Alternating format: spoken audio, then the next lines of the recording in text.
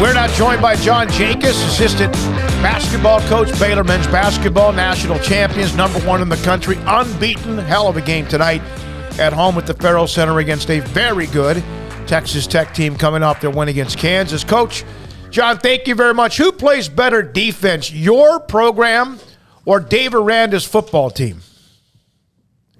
Can we say it's a tie? Can we be both in the same class? I mean, do you have to make us choose? No, you don't have to choose. It's interesting how that standard or that culture, that mentality and personality is the same, isn't it?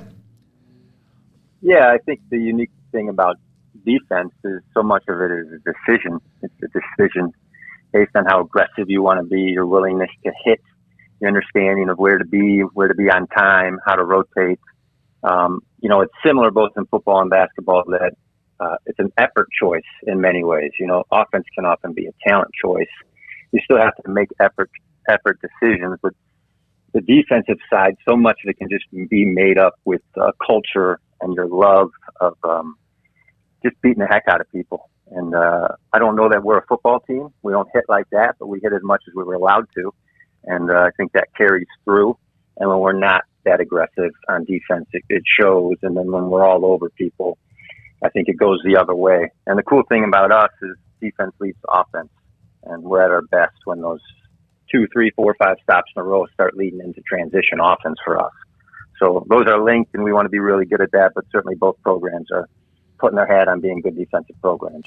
Is that the biggest reason that you mentioned about the attitude and buying into the culture? Is that the biggest reason that when you guys have a lull like you did against TCU where you're not scoring, that it doesn't become a 16-point deficit? It's a 7, 8, 9-point deficit where a couple of threes and then all of a sudden everything's different again? Yeah, I think there are lulls. But for us, I thought like the TCU lull a lot was just Mike Miles going crazy.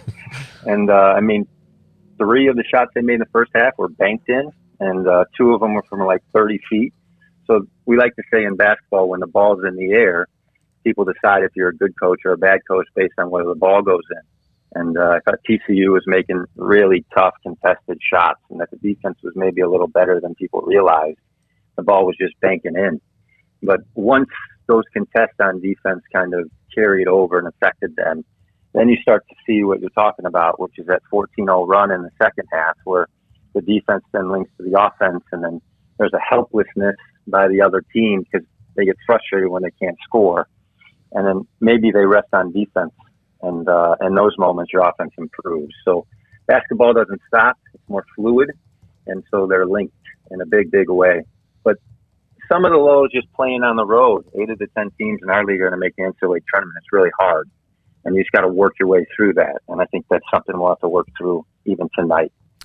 John, you guys are shooting really well from 3, especially since the start of conference play. The ebbs and flows of good shooting, what do you attribute that to more often than not when you have, I guess, a surge and you're shooting particularly well? Is it just practice? Is it just being in the groove? What does that kind of get attributed to sometimes? Yeah, I think some of it is health.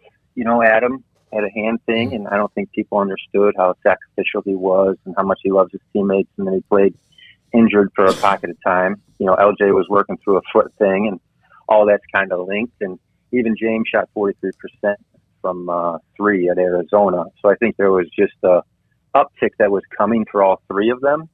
And it's kind of hit where all 3 are shooting the ball well at the same time. And then you add Jeremy, had a 5-game stretch where he shot 45 from 3, and Matt shot 39% last year. And so there is upside there, not just because we're young, but because the shooting can kind of go up for us in portions of time. And right now we seem to be in one of those swings the last 3 games.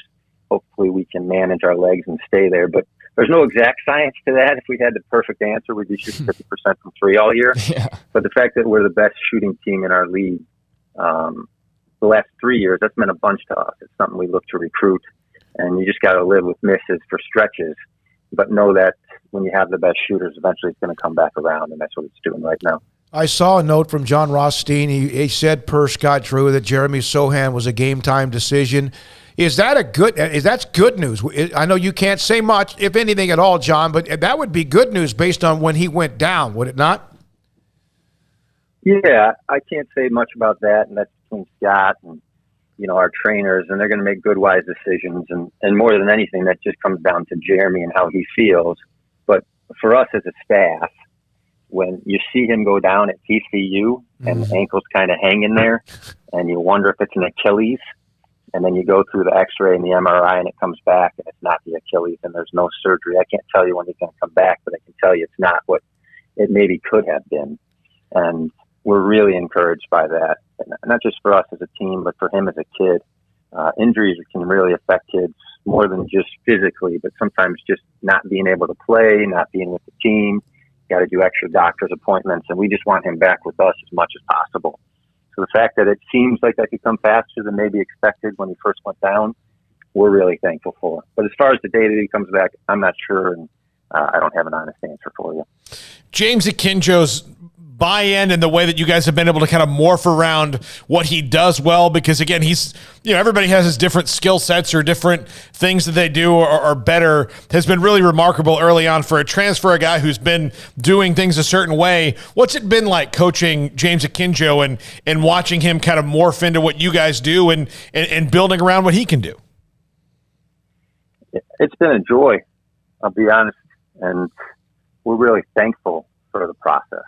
It doesn't make the process easy. There's times where we let him know maybe he's dribbling a little bit too much, or that he's not making the reads that he should in the ball screen, or there's certain standards that we want offensively and defensively from our point guard.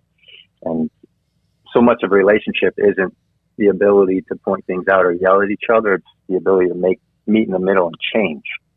And change doesn't always come as fast as you want with 18 to 22-year-olds, but if you look at his first 6 months, what it took some of the guards in their redshirt year in the first 6 months of them playing, he's kind of ahead of schedule. And that speaks to him as a person, and it speaks to him just to the buy-in. And I think the whole staff has done a good job with him. But most importantly, his teammates and he himself have done a good job. So we think there's more growth in our ability to make the three as long as we take quality ones. But we also think there's just some more growth wrapped up in our freshmen this second semester and then our new players and transfers. And if James can be a big part of that growth, we like to tell the guys we can be better than we are right now. And we hope that's true. We think that would be scary, but we just got to take that day by day. But his day by day buy-in has only gotten better as the year is going on. And it should. If you look at the success he's having, he needs to listen and believe that we have a plan for him and it's the right plan. And it's been a real blessing, real blessing. So, John, tonight at home against Texas Tech, the Red Raiders in their first year with Mark Adams, although he's obviously been around the program, but a big win over Kansas over the weekend. What do you see from the Red Raiders and Mark Adams in this first season? Well, they're doing a great job. That's the first thing we see. And some of the culture and carryover from, Mark and Chris working together is there, but there's some pretty distinct things to who they are right now. And this is Alvin Brooks Scout. He's got Texas Tech, and I thought he did a really, really good job this week. And a big thing for them is they score 39 points a game in their wins in the paint. And then they score 28 in their losses. And they're top 20 in the country in 2-point offensive percentage. And then they do as good a job as anybody. They're number one in our league in defense. They're number one in turnover percentage. So the war is almost, can you keep them from making twos? And then can you make enough twos that they have to collapse, and then you can get your open threes? And the reason we call it a war is because it's harder than people realize. They're tougher than almost any team that we're going to face. And they've got this thing about them where they play a bunch of the forwards that are the same size, but the 6'4" to 6'9" guy, all 5 spots are that. So it's going to feel like there's no place to go.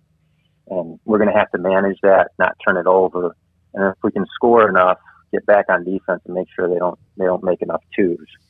But they're doing a great job. They have an identity, and it seems like their identity is only getting stronger if you watch the last couple games. And that's just a sign that they're a really, really good staff. You mentioned their height, so they've got length, and I know wingspan and all that, the way you guys play defense. Is it almost in any way, although you have some more true guards than they have, is it in any way looking in the mirror?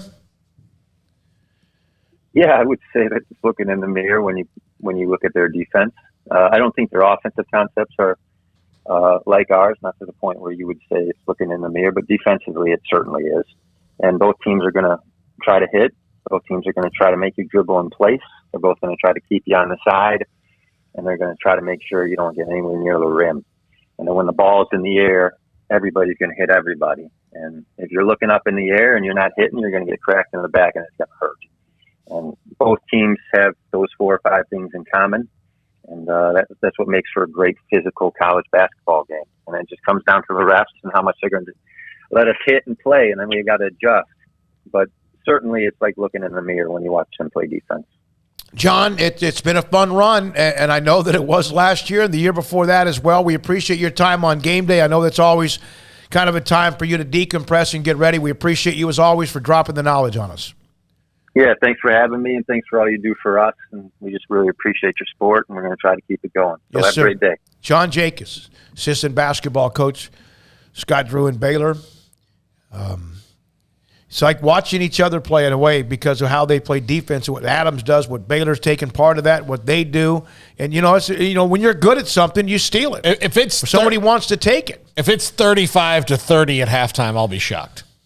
You think it could be like 28-25? Yeah, I think that's where this might live, given how well both these teams play defense. But the advantage that Baylor has is they are a much better scoring team than Texas Tech when they get going. But you've got to get over that Texas Tech defense. So if Akinjo, Flagler, LJ Cryer get hot from 3, then maybe it gets to that point early in the game. But this is going to be a tough one because Texas Tech does not let you score.